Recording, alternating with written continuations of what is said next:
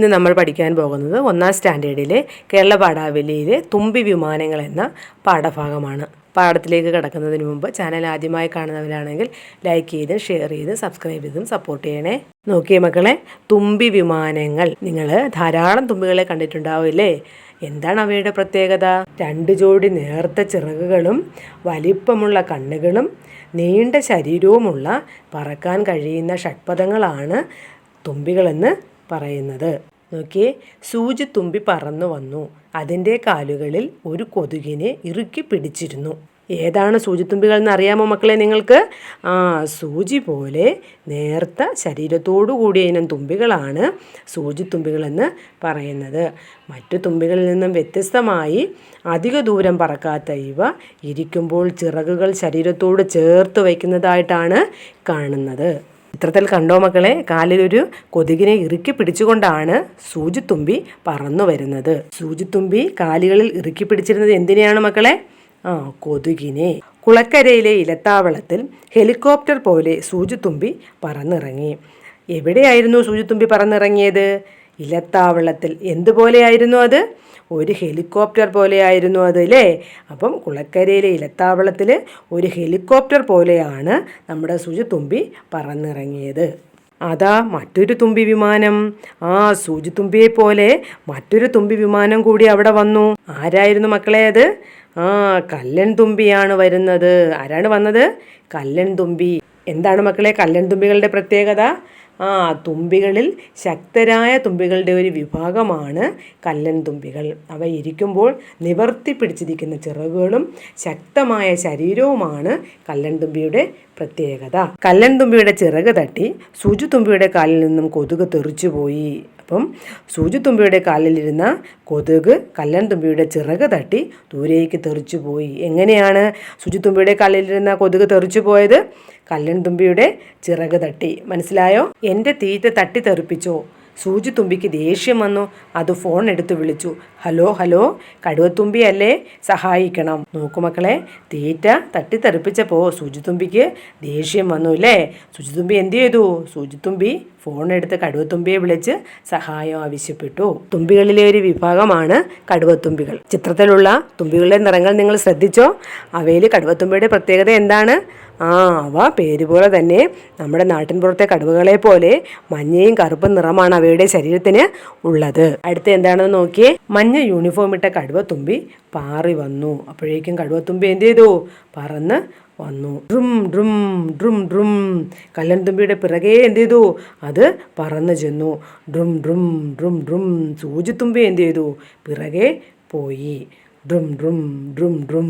പറന്നു ചെന്ന കടുവത്തുമ്പി വടിവാലുകൊണ്ട് ഒറ്റയടി കല്ലൻ തുമ്പി ഒഴിഞ്ഞു പാറി ഊഞ്ഞാൽ വള്ളിയിൽ തട്ടി വടിവാൽ ഒടിഞ്ഞു തൂങ്ങി. നോക്കുമക്കളെ, കടുവത്തുമ്പി എന്താ ചെയ്തത്? കടുവത്തുമ്പി പറന്ന് ചെന്ന് അതിൻ്റെ വടിവാല് കൊണ്ട് കല്ലൻ തുമ്പിയെ അടിച്ചു. പക്ഷേ കല്ലൻ തുമ്പി എന്താ ചെയ്തത്? അടി കൊള്ളാതിരിക്കാൻ വേണ്ടി കല്ലൻ തുമ്പി അവിടുന്ന് ഒഴിഞ്ഞു പറന്നു. അപ്പോൾ കടുവത്തുമ്പിയുടെ വാൽ എന്ത് ചെയ്തു? ചെന്ന് ഊഞ്ഞാൽ വള്ളിയിൽ തട്ടി. ഊഞ്ഞാൽ വള്ളിയിൽ തട്ടിയ വാലിന് എന്ത് സംഭവിച്ചിട്ടുണ്ടാകും?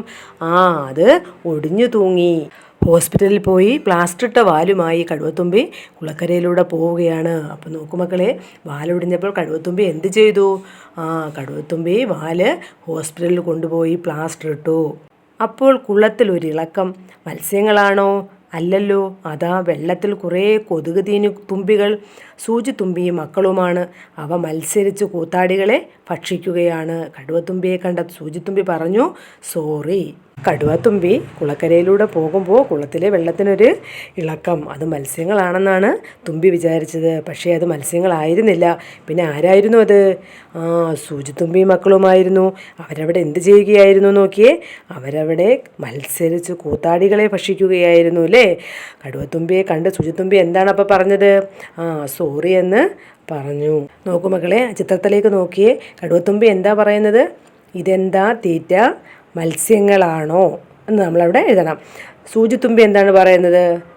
സോറി എന്ന് പറയുന്നു. ഇവിടെ സോറി എന്ന് എഴുതണം. അടുത്ത് നോക്കിയേ, ചിത്രങ്ങൾ നോക്കൂ, ഈ 2 രംഗങ്ങൾ ചേർത്ത് കഥ പറയാമോ. ചിത്രത്തിൽ എന്തൊക്കെയാണ് കാണിച്ചിട്ടുള്ളത് നോക്കിയേ. കടുവത്തുമ്പി ഒരു ഇലയിൽ വീഴുന്നു അല്ലേ, അതിൻ്റെ അടുത്തായിട്ട് കാറ്റിനെയും കാണിച്ചിട്ടുണ്ട്. അതുകൂടാതെ കടുവത്തുമ്പിയുടെ വീഴ്ച താഴെ നിന്ന് ഉറുമ്പുകൾ കാണുന്നു, കണ്ടുകൊണ്ട് നിൽക്കുന്ന ഉറുമ്പുകളെയും കാണിച്ചിട്ടുണ്ട്. ഈ 2 ചിത്രങ്ങൾ ചേർത്താണ് മക്കൾ കഥ പറയേണ്ടത്. മനസ്സിലായോ? ഒടിഞ്ഞ വാലുമായി വരുന്ന തുമ്പിയെ കണ്ട് ഉറുമ്പുകൾ എന്താവും പറഞ്ഞിട്ടുണ്ടാവുക? എന്ത് പറഞ്ഞു കാണും അവര്? അതേ വാലൊടിഞ്ഞ ഒരു തുമ്പി താഴേക്ക് വരുന്നു അല്ലേ, അങ്ങനെ പറയാം. പിന്നോ ആ കാറ്റാണ് അവൻ്റെ വാല് തല്ലിയൊടിച്ചത് എന്നും പറയാം. ഈ 2 രംഗങ്ങൾ കാണുമ്പോൾ നിങ്ങളുടെ ഭാവനയിലുണ്ടാകുന്ന ആശയങ്ങളനുസരിച്ച് കാറ്റ്, കടുവത്തുമ്പി, ഉറുമ്പുകൾ ഇവരെ കഥാപാത്രമാക്കിക്കൊണ്ട് മക്കളൊരു കഥ പറയുക. അടുത്ത് നോക്കിയേ, ഓന്തു മുട്ടയിടുമോ. ആതിദേവ് എഴുതിയ ഒരു ഡയറി കുറിപ്പാണ്. എന്താണ് അതിൽ എഴുതിയിട്ടുള്ളത് നമുക്ക് നോക്കാം. ഡയറി എഴുതിയിട്ടുള്ള ഡേറ്റും ദിവസവും എഴുതിയിട്ടുണ്ട്. ഒക്ടോബർ 27 വെള്ളി. ഡയറി എന്താണെന്ന് നോക്കിയേ. എൻ്റെ വീട്ടിലെ ചെടിയുടെ താഴെ ഓന്തിനെ കണ്ടു. ഞാൻ അതിനെ കുറച്ച് സമയം നോക്കി. അപ്പോൾ ഓന്ത് കുഴി ഉണ്ടാക്കുന്നു. ഞാൻ അമ്മയോട് പറഞ്ഞു. അമ്മ പറഞ്ഞു അതിനെ ഒന്നും ചെയ്യരുത്.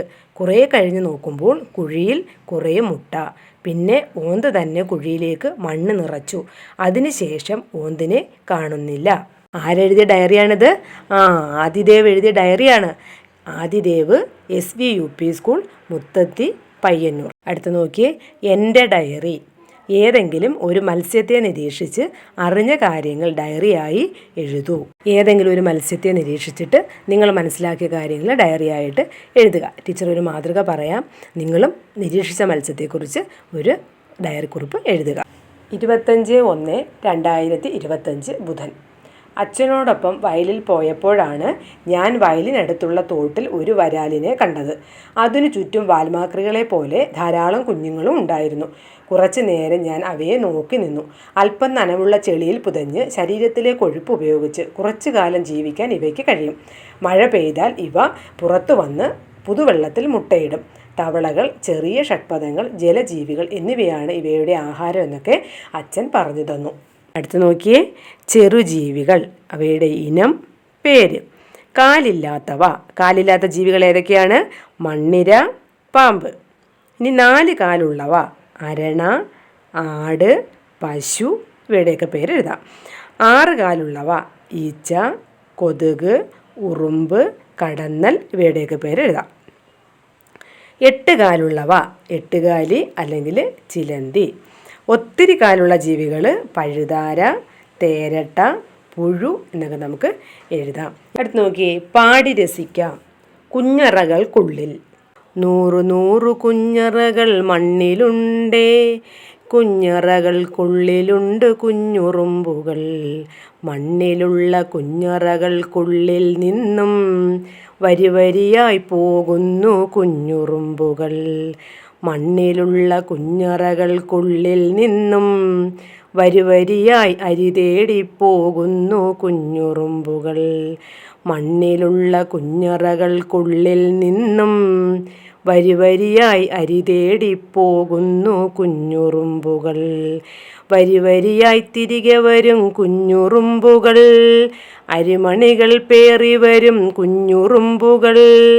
മണ്ണറകൾക്കുള്ളിലുള്ള കുഞ്ഞറകൾക്കുള്ളിലുണ്ട് കുഞ്ഞു കുഞ്ഞു ജീവിതങ്ങൾ കുഞ്ഞുറുമ്പുകൾ.